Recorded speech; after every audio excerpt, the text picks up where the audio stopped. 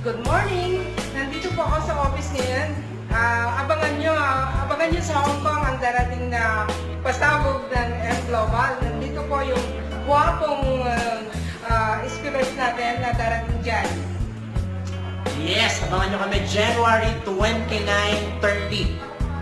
Maghapot ka na, lahat ng invites mo, gisingin mo na.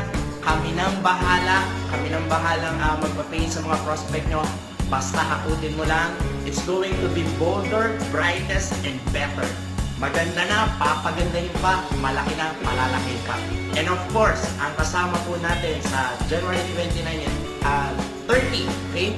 Sa Hong Kong ng ating Chief Finance Officer, Sir Francis Miguel.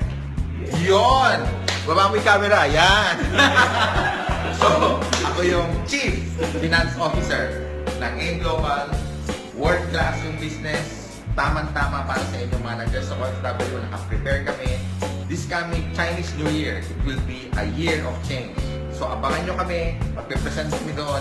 Daliin na lahat ng prospect ng kami bahan. Alright? Good morning.